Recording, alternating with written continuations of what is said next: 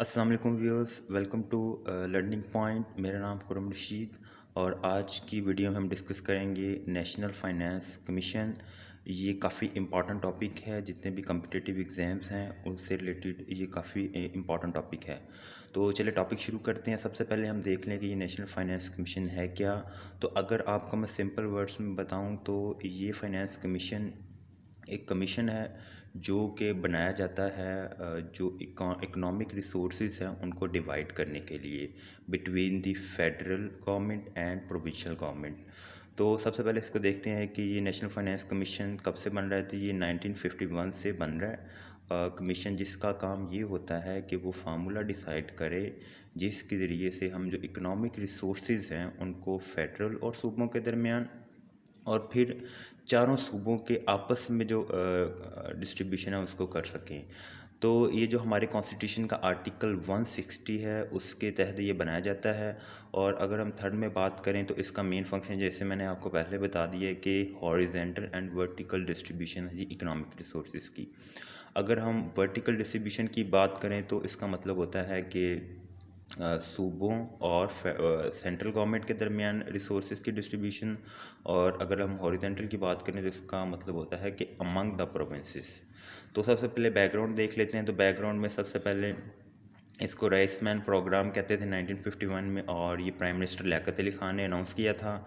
और जब debacle of Bangladesh हुआ, यानी बांग्लादेश पाकिस्तान से अलहदा हो गया, तो एक कमीशन बनाया गया जिसका नाम था हमूदुर रहमान कमीशन।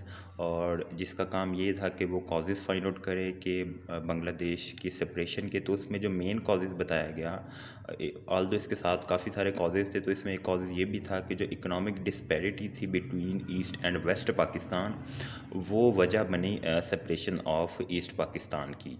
तो इसलिए जब फिर कॉन्स्टिट्यूशन ऑफ 1973 डेवलप किया गया तो उसमें एनएफसी अवार्ड को भी मतलब इम्प्लीमेंट बनाया गया। तो इसका जो फर्स्ट अवार्ड है जुल्फ़िकार अली भुट्टो में, फिर सेकंड ज़िया के दौर में, थर्ड, फोर्थ।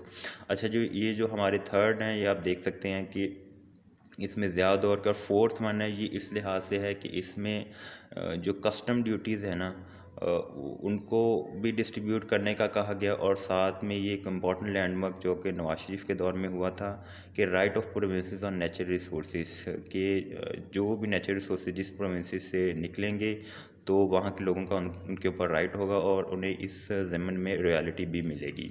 इसके बाद फिफ्थ अवार्ड आया, सिक्स्थ अवार्ड आया, अब सेवन्थ अवार्ड बहुत इंपॉर्टेंट है।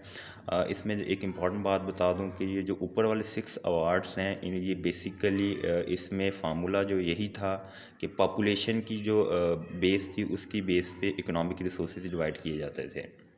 मतलब जिस प्रोविंस की पॉपुलेशन ज़्यादा थी उसको ज़्यादा शेयर मिलता था, जिसकी पॉपुलेशन कम थी उसको कम मिलता था। तो जो सेवन्थ अवार्ड है उसमें पॉपुलेशन के साथ साथ और भी कई फैक्टर्स इंट्रोड्यूस करवाए गए जो हम आगे जाकर डिस्कस करेंगे। अच्छा, एक और इसमें इंपॉर्टेंट चीज़ याद रख लें कि यहाँ अवार्ड और कमीशन में क्या फ़र्क है। इस वक्त 10th कमीशन चल रहा है लेकिन अवार्ड सेवन्थ है। तो कमीशन हर 5 साल के बाद बनाना ज़रूरी है, लेकिन हो सकता है कि जो कमीशन की रिपोर्ट आए वो यूनानिमसली एक्सेप्टेड ना हो, तो उस लिहाज से फिर उसको एक्सेप्टेंस नहीं मिलती, तो वो कमीशन तो रहता है लेकिन अवार्ड नहीं रहता। तो इस वक्त 10th कमीशन चल रहा है और सेवन्थ अवार्ड चल रहा है। अगर इसके हम मेंबर्स की बात करें तो आर्टिकल 160 से 165 से रिलेटेड इसकी रिलेटिव प्रोविजंस हैं।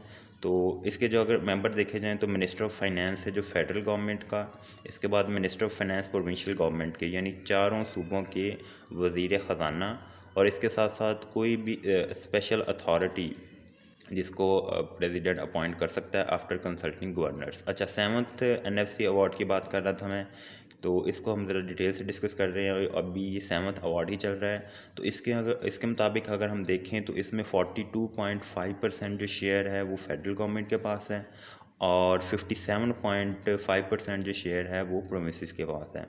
और ये जो 57.5% है जो प्रोविंसेस के पास है, इसको भी जो फर्दर डिवाइड किया गया है। तो इसमें 57.5% में से जो 51.7% है वो पंजाब के पास है।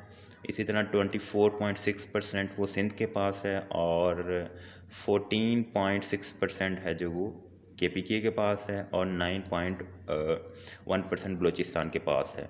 तो ये जो सूबों के दरमियान डिवीज़न की गई है इसे हॉरिजेंटल जो डिस्ट्रीब्यूशन कहते हैं, और जो ऊपर फेडरल और प्रोविंसेस के दरमियान की गई है इसे वर्टिकल डिस्ट्रीब्यूशन कहते हैं, जैसा कि मैंने आपको लेक्चर के स्टार्टिंग में ही बताया था। तो अभी तक यही 7th अवार्ड चल रहा है, और अब ये अवार्ड किस बेस पे किया गया, यानी इसके फैक्टर कौन कौन से थे। जैसा कि मैंने आपको पहले बताया था कि शुरू में सिर्फ़ और सिर्फ पॉपुलेशन को ही कंसीडर किया जाता था, लेकिन बाद में मल्टीपल फैक्टर्स आ गए। इसमें रेवेन्यू जनरेशन के कौन सा सूबा ज़्यादा रेवेन्यू जनरेट करता है, तो इसमें ज़ाहिर है फिर सिंध का पॉइंट ऑफ व्यू आ गया। फिर पॉवर्टी इंडेक्स के लिहाज से KPK और बलूचिस्तान का पॉइंट ऑफ व्यू आ गया। बैकवर्डनेस के लिहाज से देखा गया, और इन्वर्स पॉपुलेशन डेंसिटी। तो ये 4 पैरामीटर्स हैं जिनकी बेस पे जो 7th फाइनेंस कमीशन अवार्ड है वो दिया गया है।